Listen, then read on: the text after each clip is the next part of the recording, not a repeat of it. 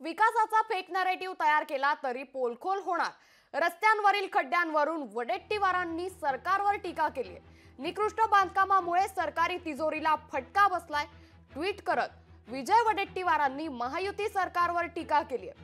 दरम्यान वडेट्टीवारांनी काय ट्विट केलंय पाहूयात.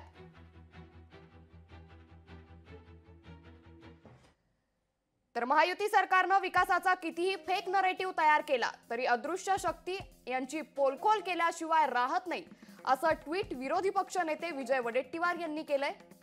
तर गडचिरोली जिल्ह्यात पहिल्याच पावसात 1000 कोटींचे 6 राष्ट्रीय महामार्ग आणि 50हून अधिक राज्य आणि अंतर्गत रस्ते उघडले गेले.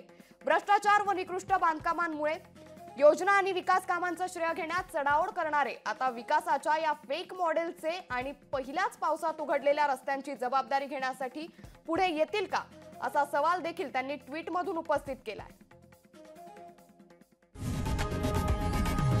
लोकशाही मराठी ऐका, पहा, जागरूक रहा.